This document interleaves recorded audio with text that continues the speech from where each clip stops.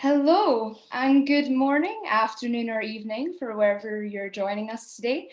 My name is Madeline, but you can call me Maddie, and I am from the UK, but I am based in Amsterdam, doing a master's in governance and sustainability at Leiden University in the Netherlands, but also working as a research fellow with SilverLining, and I will be facilitating the workshop today.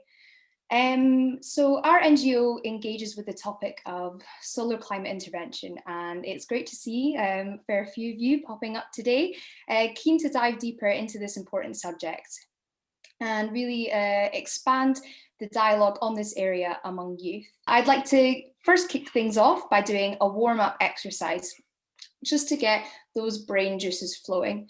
So we're curious to know what word you guys think of when you hear the phrase solar climate intervention. So yeah, let's get started. Adaptation, greenhouse, warm, global, interesting, future, I like it. Near term,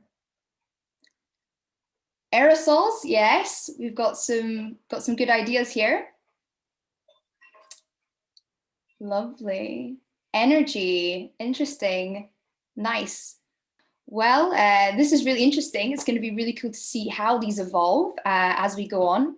So I hope this exercise and the word map have made you feel a little more ready to get started and prompted you to really think about what kinds of themes you may or may not encounter during the workshop. Like, will your expectations come true, or will you be made to rethink any assumptions you had? And we're really lucky today to be able to start things and learn more about this important topic with a video from the TV series Nova. So on we go. Are rising temperatures driving Earth's ecosystems past a point of no return? We can't go back. There is no path backwards. Every year, the damages are worse. We have promising technologies that put solutions within our grasp. But are we reaching far enough? We have to have emissions cut to zero. Even if we stop emitting CO2, we still have the CO2 we've already emitted. So scientists are building a new toolkit. It has power. To ensure a prosperous future. Our society has to survive. We need to reduce the heating effect. Cutting-edge solutions. It's going to be revolutionary. It's really important that humanity has a backstop. In a race to discover, can we cool the planet?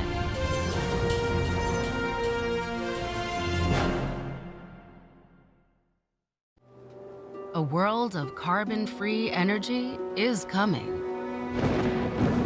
But climate impacts are coming faster. Lasers are at power. There it is. So scientists are opening a second front in the battle. Sweet, it has power. Bringing new technologies to bear on the way we fight climate change. We now have so much data. This is going to be a game changer.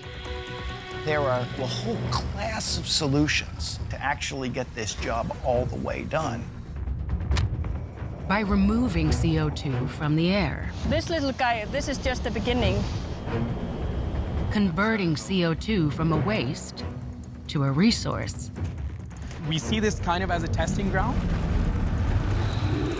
Even extreme measures, like shielding us from the sun. We need to look at everything that's out there. Natural solutions, CO2 sequestration, solar geoengineering. There may be this idea out there that nobody has come up with yet that could be really transformative. The easiest thing, believe it or not, is to burn less carbon, right? To not generate the CO2 in the first place. Carbon-free energy, like wind, solar, and nuclear power, can drive down most of our annual emissions.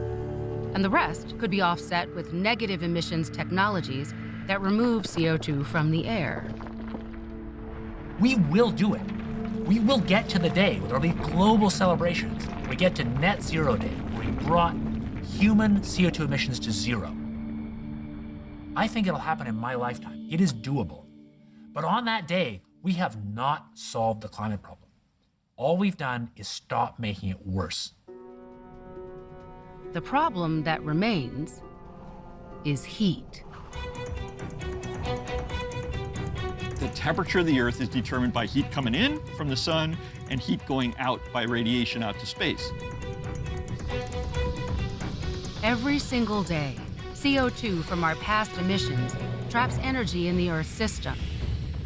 The same amount of energy as 500,000 of the bombs dropped on Hiroshima, detonating at once. That heat is altering our climate. What's it going to be like when, 3 months of the year are 115 degrees? When vast ecosystems have died out? People are going to push for doing something about this. And many fear Earth is approaching a tipping point that will trigger rapid change. And the uncertainties that keep me up at night are, what if we aren't doing enough and there's some monster lurking behind the door that all of a sudden comes out into the world among us?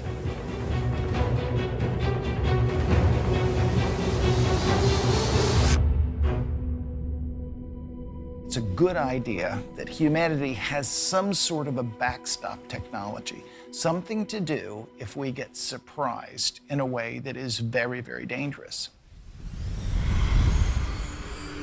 Some think that backstop could be solar geoengineering. It's a way to intercept sunlight coming into the planet to cool the planet. Geoengineering the climate is a controversial idea. But nature can show us examples of where we might start. Clouds. A cloud is just water that's condensed down onto particles into small droplets. These collections of droplets are, in effect, floating sun reflectors. Clouds play a huge role in controlling the climate because they control the reflectivity of the planet. Especially over the ocean, you go from sunlight hitting a very dark surface, where a lot of the sunlight is absorbed, to sunlight hitting an extremely bright surface, reflecting a lot of that sunlight back to space. Sarah Doherty of the Marine Cloud Brightening Project is working on a way to boost that effect. Can we add really small sea salt particles to clouds in a way that significantly increases their brightness, and do so over enough of the ocean that we would have a significant impact on the global temperature? But how do you make saltwater particles and launch them up into clouds? What we need is a nozzle, like you'd see in a sort of a snowblower, except that the particles that we want to produce are about 1,000th the width of a human hair. So Sarah's working with an engineer who knows all about machines for spraying superfine droplets, a concept developer of the earliest inkjet printers. In a different life, I was an engineer and a physicist. I couldn't enjoy retirement anymore and just sit there, watch what's going on. Once you know what's going to happen or might happen, you can't sit down and say, yeah, I'm just going to enjoy life. Armand and his team of retired scientists have been developing a cloud brightening machine for over 10 years. They have been self-funding this research in borrowed lab space. PARC is a really good place for them because of our history with aerosols. PARC, or Palo Alto Research Center, has infused the Marine Cloud Brightening Project with fresh expertise and cutting-edge tools. Here, Kate Murphy can make aerosols from just about anything. This is our deep conditioner. Aerosols are tiny particles suspended in air. This is ketchup. For clouds, they're not going to spray ketchup. But Kate can help the team design a nozzle for spraying salt water. Let me just give it a little water, okay? Okay. Kate's expertise will help optimize the size and speed of the particles to propel them into marine clouds. So you're going to be redesigning the nozzle based on your computational fluid dynamics. Well, we hope to be able to understand the effect of multiple nozzles. So we would want to measure things like velocity and direction. These crisscrossed laser beams can help reveal whether Armand's nozzle will hit the mark. The lasers are at power. It looks like our signal's pretty good. So can you measure the vertical velocity? Do you have a measurement of that? That Yes. would be of great interest to us. Park will be working on developing a full spray system, and then we would want to move outside into real atmospheric conditions. On the other side of the world, outdoor research has already begun. Armand and the team have shared their insights with researchers in Australia who are testing cloud brightening as a way to cool the waters surrounding the threatened coral of the reef. That project is targeted and local, but some estimate that cloud brightening on a global scale could offset all the heat trapped by our CO2 emissions. It will probably take a good 15 to 20 years to do all of the research involved with understanding how big of an effect we could have by brightening clouds and also what all of the side effects might be. Those side effects are not well understood and could include disruptions to ecosystems and rainfall patterns. Further research is needed. We have kids, we have grandkids, we're doing it for their futures. You know, and frankly, we are all in this together, whether you have kids or not. We're more than individuals. Our society has to survive. Hello, I'm Kelly Wanzer, the Executive Director of SilverLining, a US-based NGO that is focused on near-term climate risks. We work with policymakers in the US and internationally to make sure we understand options for responding to climate change, keeping people safe and natural systems stable. We know many of the people that you saw in the video. As you know, greenhouse gases trap heat energy in the Earth system that cause stress, similar to a fever in the human body. This trapped heat energy is already causing serious and sometimes catastrophic effects, like the fires in my home state of Colorado, collapses in major coral reef systems, melting of permafrost, and dangerous instabilities in Arctic ice. It's also causing devastating effects on vulnerable people around the world today. These impacts are happening now, and some of our systems are even approaching tipping points whose effects could be much more catastrophic. Some of these tipping points we're approaching in the next 10, 20, or 30 years. Society has plans to aggressively reduce greenhouse gases, but there's a problem. This is the IPCC chart that shows the different projections for reducing greenhouse gases and resulting greenhouse gas concentrations. 450 parts per million is equivalent to 2 degrees of warming.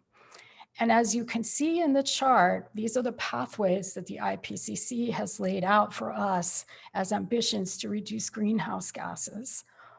All of the pathways include 2 degrees of warming. And that same IPCC has told us that that 2 degrees of warming is not safe for the world's most vulnerable people, and it may not be safe for any of us. So we have a problem.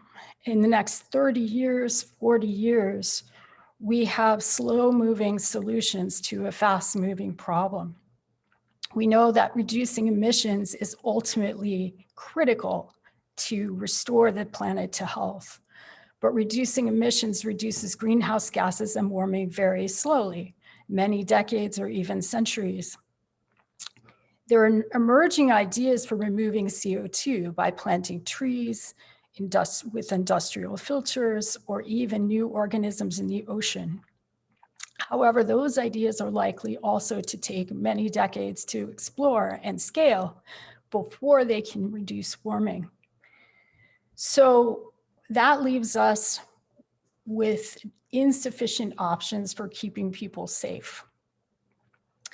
Because of this, scientists have begun to explore reducing warming by leveraging one of the ways that the way that nature keeps the planet cool, the reflection of sunlight from clouds and particles in the atmosphere. They think that it's possible by increasing this reflectivity by just 1 or 2%, you could offset 2 degrees or more of warming in as little as a few years. Approaches to reflecting sunlight are called solar climate intervention by the National Academy of Sciences in the US. They're also sometimes called solar geoengineering or solar radiation modification or solar radiation management. We use the term solar climate intervention to help make it easier for many people to understand and participate in the dialogue about these techniques. The most promising solutions to solar climate intervention include the idea described in the video for injecting a mist of sea salt particles into low-lying clouds to increase their brightness. They also include another idea, stratospheric aerosol injection, which is based on releasing particles into the upper stratosphere, where they slightly increase the reflection of sunlight directly. These ideas might have the potential to help the world's most vulnerable while society reduces greenhouse gas emissions.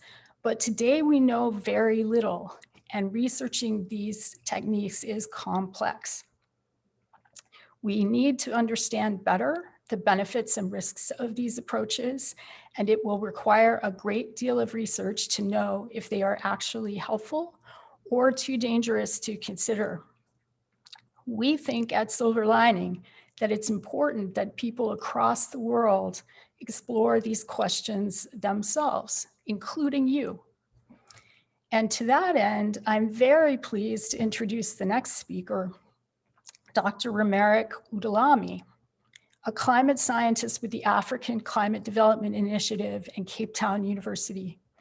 Dr. Udallami and his team are among the first in the world to look at the potential for solar climate intervention to reduce the risk of a very concerning climate impact in their region, drought so severe that a city runs out of water for its people. Day zero drought events in Cape Town, South Africa. Please join us, Dr. Udallami.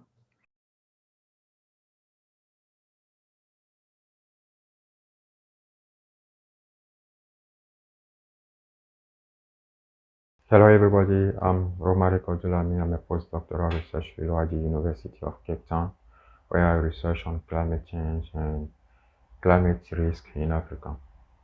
So the work is about how solar climate intervention could influence in the future the risk of very severe drought like the Cape Town Day Zero drought that occurred between 2015 and 2017.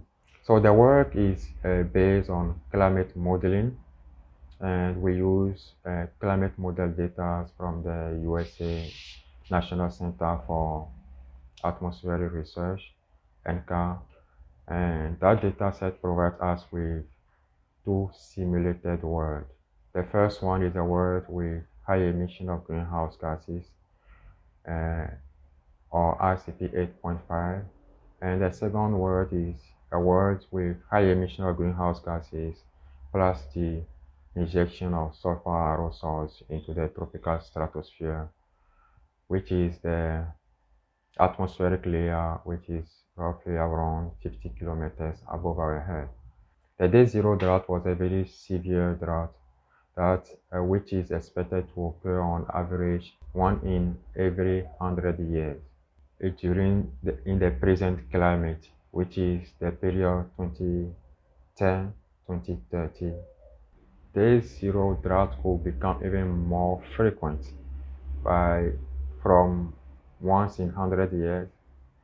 Even we could, near the end of the century, have emission of greenhouse gases.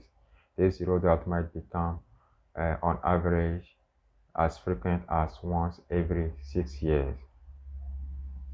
So, and with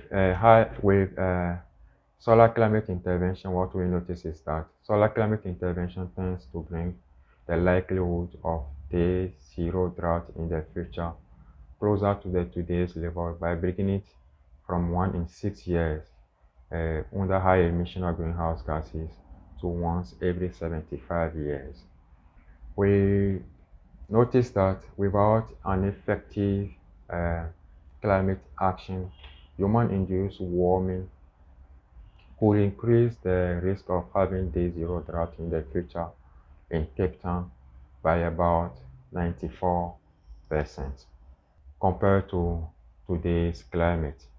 And that may this increase to 25% with solar climate intervention. Using solar climate intervention could reduce the risk of day zero drought in Cape Town by more than 90% compared to the future with continued high greenhouse gas emission towards the end of the 21st century.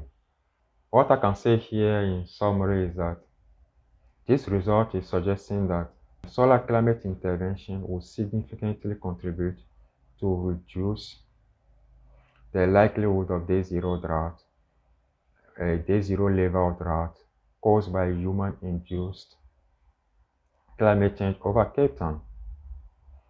And that will be done by keeping, it will do that by keeping its likelihood in the range of what is observed today. So by keeping its future likelihood, its likelihood in the future in the range of the today's, what is observed today in the present climate. The analysis of the mechanism underlying the reduction of drought in Cape Town under solar climate intervention suggests this.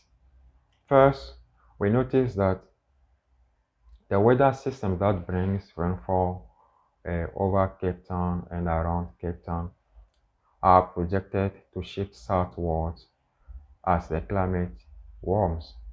But this study and its findings are context specific, as any change in the settings in the settings used in this study might lead to different outcomes. I will not finish this presentation by saying that this study was funded by the Solar Radiation Management Governance Initiative. We are expecting very soon to publish another work that will be analyzing the potential impact of solar climate intervention on drought in Africa. And as soon as this is done, I hope that myself or any other member of my team will have the opportunity to give you another presentation on how solar climate intervention could influence drought characteristics in Africa. Thank you for your attention. Thank you, Kelly and Romeric, for those talks. I think that leads us well into our intergenerational panelist discussion. So it's my pleasure to introduce you to two of our youth figures and two of our, let's say, older figures for the panel. First, we have Adrian Watson joining us from Jamaica. He is the Executive Director of Jamaica Environment Entrepreneurs Advocacy Network and was the first ever Jamaican representative in the Global Youth Biodiversity Network. And with us from New Zealand is Penahuro Lefale. Alongside being Director of LEA International, he has worked with various governments, NGOs and intergovernmental organizations in the field of climate change, including the IPCC. And next we have another youth climate leader, Julius Mbatia, who is currently a policy and advocacy officer at the think tank PowerShift Africa, as well as the coordinator of Youth for the Sustainable Development Goals Kenya. And finally, we have SilverLining's Executive Director, Kelly Wanzer, who you've just seen.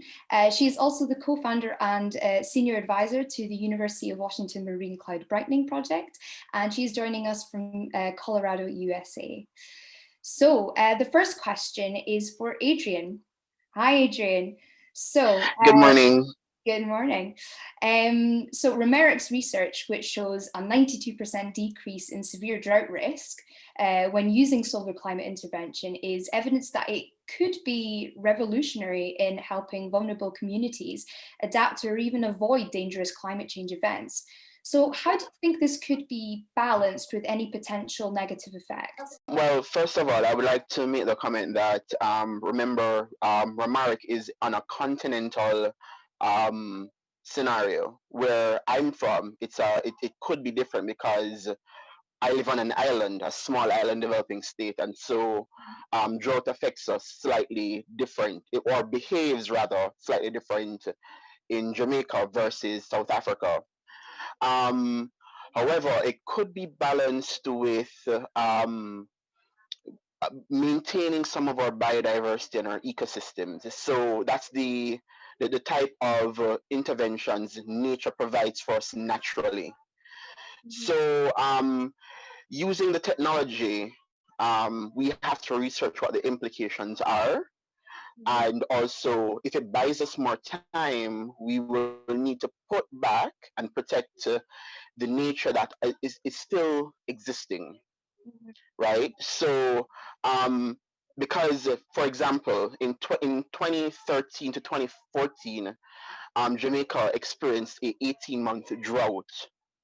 And last year, just before COVID, we had a severe 6-month drought, followed by followed by a very intense rainy period in October, to almost the same level as what we would have seen in both of our wet periods.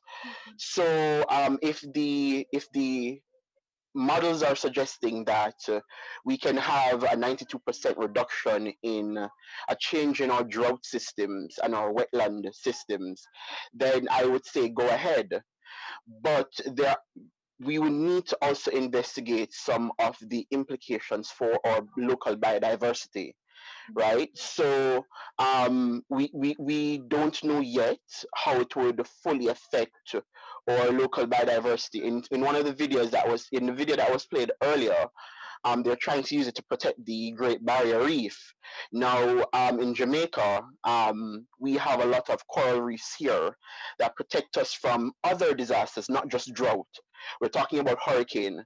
So, if the technology can be used in the same way in Jamaica, where we have a lot of hurricanes, then that is something that I think the Caribbean needs to be brought into. And I don't think that there is much discussion going on now in the Caribbean, especially with Caribbean scientists and Caribbean people. In the video, and mentioning Romeric's nationality, I didn't see any Caribbean scientists being engaged. I don't see any Caribbean young persons being engaged. I don't hear from my university that we're studying solar radiation management. So, from a regional perspective, again, you have to remember some of the more vulnerable regions. In my region, we're one of the most biodiverse regions in the world outside of the Amazon forest. Right? And so, and our biodiversity is critical in us combating drought, combating hurricanes, and also any other disaster risk. So I'm quite interested in seeing how the technology, one, affects our biodiversity or helps to protect it, and then also help us to mitigate disaster risk. Right. Okay. Yeah. Oh, extremely valid points. Thank you, Adrian. Well, that brings me to ask Penny, actually, Penny Huro, who is also from an island state. So Penny, you've been a climate lobbyist, a scientific and technical advisor and negotiator for over 30 years now. So that's tremendous insight into the progress of climate action. Hi, Penny. Yes, so you're also from an island state like Adrian. And I was wondering, what is your response to Adrian and other youth who share the same thoughts and concerns in terms of like regional effects, for example? Well, kia ora. Thank you. It's early in the morning here in New Zealand, so it's still in a difficult situation. But I'm delighted to be part of this excellent youth dialogue on climate intervention. As you mentioned, I've been working in this area for over 30 years, going back to the 1990, the Second World Climate Conference. And looking back, a number of lessons can be learned. From a small island's perspective, climate change is here now, and it has to be dealt with, particularly on the impacts. But the reality also is we still need major climate actions on the mitigation side of things from all parties, particularly the big polluters or the big emitters of the world. As we all know, climate change is a global challenge that no one nation or group of nations can deal with it on their own. We're all in it together. So the lessons I learned from over 30 years is this, the 6 principles that needs to be followed. One is it should be science-based, which is why the IPCC is critical in providing policy-relevant advice to the governments. The second is to encourage research that leads to technological innovation, which is what we're talking about here in terms of climate intervention technologies. Very important, the third point is to ensure global participation. Everybody needs to be part of the solution. One of the problems that sort of masked the progress in the climate negotiations was when parties going into COP3, which is the negotiation of the Kyoto Protocol in 1997, to use the idea of common but differentiated responsibilities based on historical emissions. And that is really divisive because, yes, the issue is like there are historical emissions due by parties that for their own development, like the developed countries, and they need to lead. However, when you're in such a situation that the planet is warming up quickly, everybody needs to do their part. And I think one of the most exciting breakthrough in my view is the announcement by the Chinese government last year in September, finally setting a climate target, which is basically they wanted to beat carbon emissions before 2030 and carbon neutrality by 2060. The significance of that announcement is because China is now the largest emitter in the world, which is right now is 28% of global emissions. And that was forecast back during the Kyoto negotiations that China, as a rapidly developing economy, is going to take over the US as the biggest emitter. And we see that now. So this is significant breakthrough in terms of the dialogue. It's now the biggest emitter from a developing country's perspective is now making a target. And hopefully that will help move all parties to be part of that global participation. Going back to the approaches as well, the lessons learned, we cannot live without the power of the markets. So like, for example, the carbon markets, we need to get rid of the carbon. So we cannot just sort of say we're moving it out without having alternatives to deal with it. So that's... I'm so sorry, we're gonna have to move on, but that was a really interesting point about China finally like setting those targets and helping to spearhead that global shift. Thank you so much for your response. And that leaves us just enough time to go into Julius. Hi, Julius. So I was wondering, you are a strong advocate for using technology to help us adapt to oncoming changes in the climate. What is needed to ensure an adaptive technology like solar climate intervention works for communities on the ground and on the front lines of climate change? Thank you for the question, and also thank you for having me this time. And just to say that you are very straight to the point, that communities who are on the front line of climate change would definitely need to have access to technologies that would work for them. And in this then, therefore, we need to think about how do we make the entire process of developing technologies, testing them, and also rolling them out open enough to the people to integrate their voices, but importantly, integrating their interests, and also getting them to a level playing field where their decision of whether to adopt it or not is informed, as would be the decision of any other developer outside there.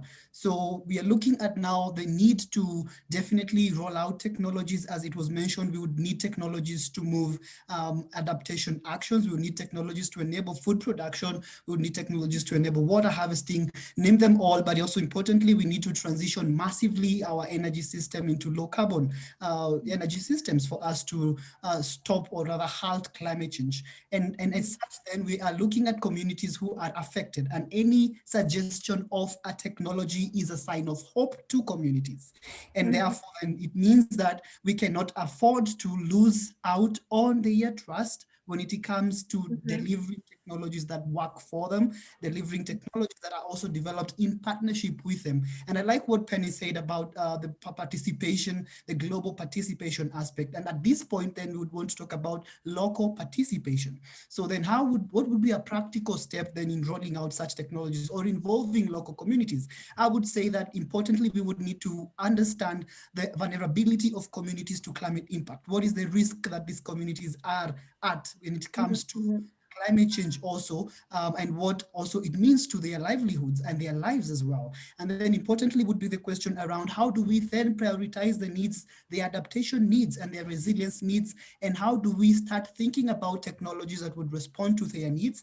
But importantly, the innovation that we are talking about here, how would we want to think about a participatory technology development process that also is participatory enough to look at actions that allow their involvement in its rolling out, in giving feedback, and also in allowing them to say whether they feel what they feel about the technology itself. So just to say briefly as I finish is that SEI is a good opportunity, but again, when we come to the question of the community level, would be one, is it sufficiently researched and evidenced such that safety concerns are responded to? Is it safe for the planet? Is it safe for the community who are going to use the climate intervention?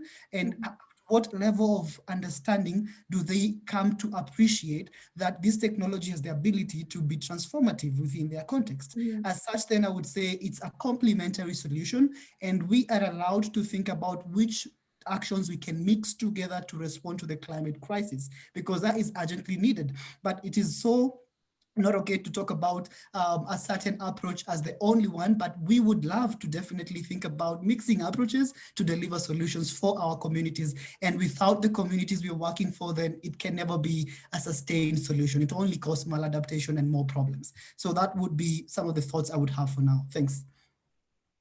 Thank you, Julius. That was really insightful, and I completely agree. It needs to be evidence-based and work for those people on the ground.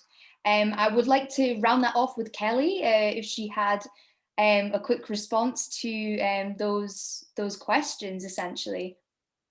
Thank you, Maddie. I think that our panelists made terrific points. That Penny highlighted the fact that we have a pretty big task to address mitigation, especially among the big players in the world. But importantly, I think that Adrian's points about the possibilities and what he told us about droughts in Jamaica and where his concerns were in terms of biodiversity and also in terms of the need for experts from local countries to understand these things and weigh in, were really fantastic points, as well as Julius' points about the fact that even if these things are possibly helpful, they're really, really not by themselves a solution. So I really appreciate everyone's participation in the dialogue and your work here, Maddie. Thank you very much for having me and for our ability to hold this. And I hope we can do this more in the future. Yeah, me too. Me too. Thank you. Okay, well, I think that leaves us to wrap up. And as we do this, I just want you guys to bear in mind the word map we did at the beginning. Unfortunately, we've not had the chance to do it a second time at the end, but think of those words and see if anything has changed as this workshop has gone on. So I'd like to finish with offering you guys the chance to join us. Our perspective is that youth voices are really important in this subject, and there's a real need to have more young people involved. So SilverLining is launching a youth initiative to help boost this effort and create a platform for youth to contribute with many different kinds of events and projects in the pipeline. So please do sign up to this URL if you are interested, so you can get the latest updates on how to get involved. Please don't be shy, or you can follow us or me or Kelly on Twitter on these handles, or equally please email me on this email address, mkschaefer@silverlining.ngo. If you'd like to get in touch, ask me any questions or to find out more about our youth program. So thank you so much for joining us today, and to our amazing panelists as well, and Romeric. It's been an absolute pleasure, and I hope you guys all come away feeling like you really learned something meaningful and feel empowered as we move forward with this subject. But yeah, that's all we have time for, unfortunately, but please stay on the line. If you would like to come chat, we'll see if we can push it, but I'm not sure, so no guarantees. But yeah, thank you so much.